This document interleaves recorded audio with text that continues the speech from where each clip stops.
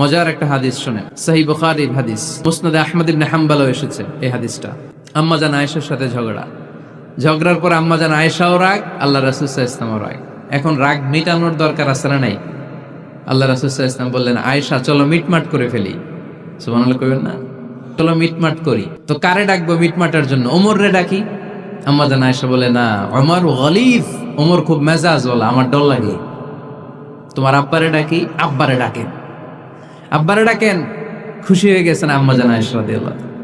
আবু বকর রাদিয়াল্লাহু চলে আসলেন, দাঁড়ালেন। এবার বিষ্ণু সাল্লাল্লাহু আলাইহি ওয়াসাল্লাম বললেন, তাতাকাল্লিমিন আও আতাকাল্লাম, কি ঘটছে আমাদের মাঝে, তুমি বলবা না আমি বলবো? আম্মা জান আয়েশা বললেন, তাতাকাল্লামু আনতা ওয়ালা তাকুল ইল্লা হাক্কান, আপনিই বলেন তবে সত্য ছাড়া মিথ্যা বলেন না। আবু বকর রাদিয়াল্লাহু তাআলা আনহু শুনে রেগে গেলেন, কি এ কেমন কথা তোমার? নবীকে উদ্দেশ্য করে তুমি বলছো সত্য ছাড়া মিথ্যা বলবেন না, নবী কখনো মিথ্যা বলবে নাকি? রেগে মেয়ের গায়ে মেরেছে এক চর খেয়ে আম্মা জান আয়েশা উল্টে পড়ে গেলেন।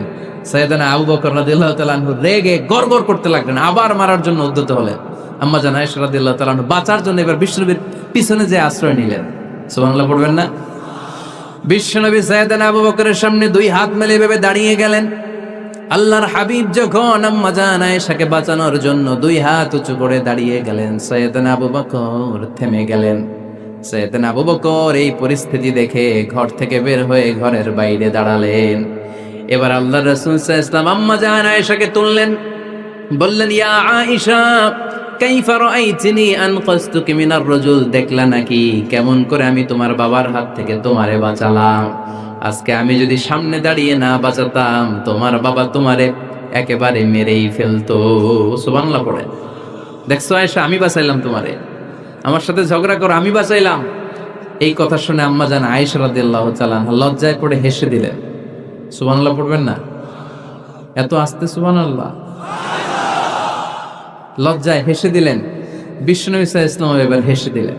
দুইজনের হাসাহাসি শুনে বাইরে থেকে আবু বকর রাদিয়াল্লাহু তাআলা আনহু হাসির আওয়াজ শুনে অবাক, কি রে এতক্ষণ যুদ্ধ, এখন আবার হাসি কেন? হাসে দেখার জন্য সাইয়েদনা আবু বকর রাদিয়াল্লাহু তাআলা আনহু ঘরের ভেতরে ঢুকলেন। ঢুকে দেখেন আম্মা জান আয়েশাও হাসে, বিশ্বনবীও হাসে, সাইয়েদনা আবু বকরও হেসে দিলেন। আরশের উপর থেকে খুশি হয়ে গেলেন কে? এবার সাইয়েদনা আবু বকর বলেন, ইয়া রাসূলুল্লাহ, ইয়া হাবিবাল্লাহ, আশরিকানি ফি সিলমিকুমা কামা আশরাকতুমানি ফি হারবিকুমা। নবী গো, আপনাদের দুইজনের মধ্যে যুদ্ধ লাগলে যেমনি মিটমাট করার জন্য আপনি আমারে ডাকেন, আপনাদের এই আনন্দঘন মুহূর্তগুলোতে শরীক হওয়ার জন্য মাঝে মাঝে আমারে ডাকেন। সুবহানাল্লাহ পড়েন।